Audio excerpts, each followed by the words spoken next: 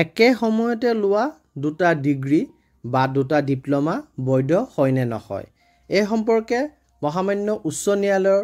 কি জাজমেন্ট আছে আৰু NEP 2020 অহাৰ পাছত UGC নতুন গাইডলাইনৰ কি কৈছে সম্পূৰ্ণ কথা ডিসকাস কৰিবলৈ চেষ্টা কৰিম ভিডিওটি হেহলৈকে চাই ভাল পালে লাইক এণ্ড শেয়াৰ কৰিব আৰু চেনেলটি যদি এতিয়াও সাবস্ক্ৰাইব কৰা নাই কাইন্ডলি সাবস্ক্ৰাইব কৰিব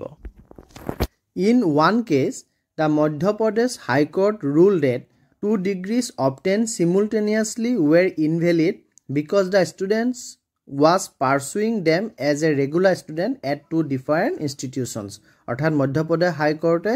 এনেদৰে একে সময়তে দুটা ৰেগুলাৰ ষ্টুডেন্ট হিচাপে দুটা বেলেগ বেলেগ অনুষ্ঠান বা প্ৰতিষ্ঠানৰ পৰা লোৱা degree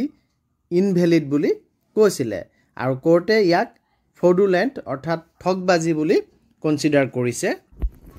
The High Court has ruled that 2 degrees obtained simultaneously are not valid if they do not meet the terms and conditions set by the University Grant Commission. অৰ্থাৎ হাই কোৰ্টে ৰুলিংটোত কৈছিল যে দুটা ডিগ্ৰী একেলগে ললে হেতু ভ্যালিড নহব যদিহে সেই ডিগ্ৰী লোৱা প্ৰসেসটো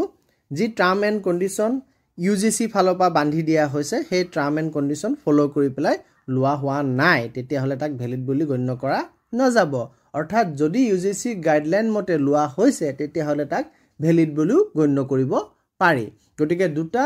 ডিগ্ৰী বা ডিপ্লোমা যদি আপোনালোকে UGC গাইডলাইন মতে লৈছে তেতিয়া হলে তাক কিন্তু অবৈধ বুলি ঘোষণা কৰা নাযাব এতিয়া হক UGC গাইডলাইনত কি আছে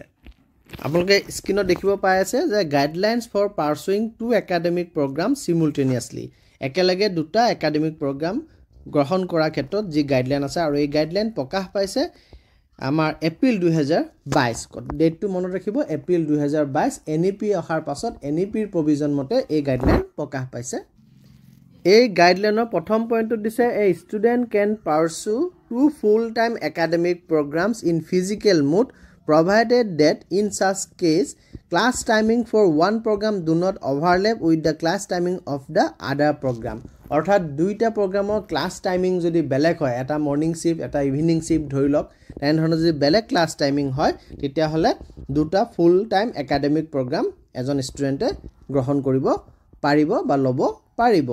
2 নম্বৰ পইণ্টত কৈছে a student can pursue two academic programs one in full time physical mode and another in open and distance learning online mode or up to 2 ODL অৰ্থাৎ open and distance learning আৰু online programs simultaneously অৰ্থাৎ এটা physical mode regular course কৰিব আৰু এটা লগত যদি open বা online course কৰে তেতিয়া হলো একো অসুবিধা নাই অৰ্থাৎ দুটা কোৰ্স এটা regular এটা online হলে দুইটাই বৈধ হ'ব আৰু যদি দুইটা অনলাইন কোৰ্স কৰি আছে তেতিয়াহলে দুটা অনলাইন কোৰ্স একেলগে বা ODL কোৰ্স একেলগে সিমুলটেনিয়াছলি এজন ষ্টুডেন্টে কৰিব পাৰিব 3 নম্বৰ দিছে degree or diploma programme under ODL online mode shall be pursued with only such higher education institutions which are recognized by UGC Statutory Council Government of India for running such program অৰ্থাৎ আপুনি কৰা course কিটা UGC দ্বাৰা হওক বা Statutory Councilor হক বা Government of India দ্বাৰা recognise ইনষ্টিটিউচনৰ পাহে আপুনি কৰিব লাগিব আৰু এটা পইণ্ট দিছে যে degree or diploma programmes under this guidelines shall be governed by the regulation notified by the UGC এ যিবিলাক ৰেগুলেচন দিব সেই মতে গভৰ্ণ হ'ব যিকিটা ডিগ্ৰী বা ডিপ্লোমা কথা ইয়াত কোৱা হৈ আছে আৰু also the respective statutory professional council wherever applicable যে কবাত যে কিবা কাউন্সিলৰ অধীনত এই ডিগ্ৰী বা ডিপ্লোমা লৈ আছে সেই কাউন্সিল যি ৰেগুলেশনস টাইম টু টাইম দিব সেই মতে মানে এই ডিগ্ৰী বা ডিপ্লোমা খিনি চলিব লাগিব আৰু এটা ইম্পৰ্টেন্ট পইণ্ট হেতু হল যে this guidelines shall come into effect from the date of their notification by the UGC no retrospective benefit can be claimed by the students who have already done two academic programs simultaneously prior to the notification of these guidelines অৰ্থাৎ এই guidelines আমাৰ NEP অহাৰ পিছত 2022 চনৰ এপ্ৰিল মাহত প্ৰকাশ পাইছে তাতকে আগতে যদি আপুনি এডমিশন লৈছে বা তাতকে আগতে যদি আপুনি দুটা ডিগ্ৰী বা দুটা ডিপ্লোমা সিমুলটেনিয়াছলি আপুনি লৈছে তেতিয়া হলে আপুনি কিন্তু এই গাইডলাইনসৰ অধীনত নপৰিব অৰ্থাৎ আপুনি ইয়াত ৰিলিফ নাপাব আপোনাৰ ডিগ্ৰী বা ডিপ্লোমা অবৈধ বুলি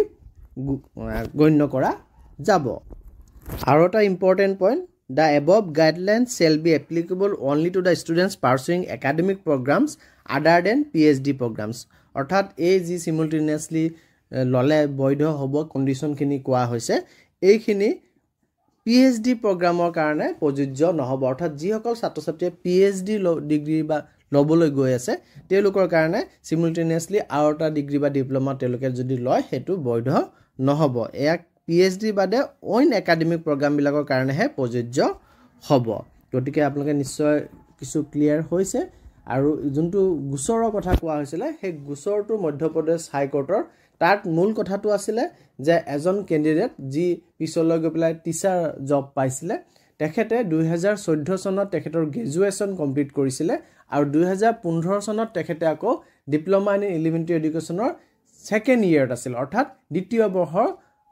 অধ্যয়ন কৰি আছে। গতিকে 14 চনত ডিগ্ৰী কমপ্লিট কৰি পেলাই 15 চনত দ্বিতীয় বৰ্ষত থকা মানে 14 চনত তেখেতে প্ৰথম বৰ্ষত আছিল। গতিকে সেইটো মধ্যপ্ৰদেশ হাইকোৰ্টে একেলগে দুটা ডিগ্ৰী বা ডিপ্ল'মা লোৱা বুলি গণ্য কৰি পেলাই তেখেতৰ সেই কেণ্ডিডেচাৰ যিহেতু ডিপাৰ্টমেণ্ট অফ এডুকেশ্যনৰ ফালৰ পৰা কেঞ্চেল কৰি দিয়া হৈছিলে, তেখেতক বঞ্চিত কৰা হৈছিলে আৰু সেই বঞ্চিত কৰা যোনটো নিৰ্দেশনা ডিপাৰ্টমেণ্ট অফ এডুকেশ্যনৰ ফালৰ পৰা প্ৰকাশ পাইছিলে সেই নিৰ্দেশনাটো সঠিক বৈধ বুলি কৈছিলে আৰু তেখেতে লোৱা ডিগ্ৰী বা ডিপ্ল'মাটোক অবৈধ বুলি মধ্যপ্ৰদেশ হাইকোৰ্টে ঘোষণা কৰিছিলে। আৰু সেই তাৰ পাছত কিন্তু বৰ্তমান যি UGC নীতি নিয়ম ওলাইছে সেই নীতি নিয়ম মতে যদি আপোনালোকে দুটা ডিগ্ৰী বা দুটা ডিপ্ল'মা একে সময়তে লয় তেতিয়াহ'লে কিন্তু তাক বৈধ বুলি ঘোষণা কৰা যাব। কেৱল আপুনি UGC গাইডলাইন ফ'ল' কৰি আপুনি সেই ডিগ্ৰী বা ডিপ্ল'মা ল'ব লাগিব।